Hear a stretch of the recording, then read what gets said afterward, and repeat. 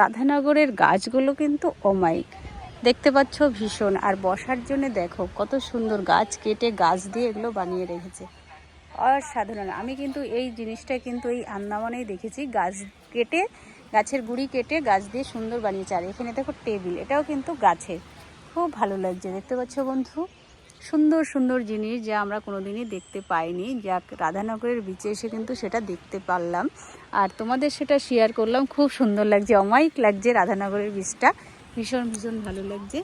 তোমাদের কেমন লাগছে অবশ্যই কিন্তু বলবে, ভীষণ ভালো লাগছে। আর এই দিদি হয়তো সকাল সকাল স্নান করে নিয়েছে, দেখো দেখতে পাচ্ছ, সকাল সকাল স্নান করে চলে এসছে।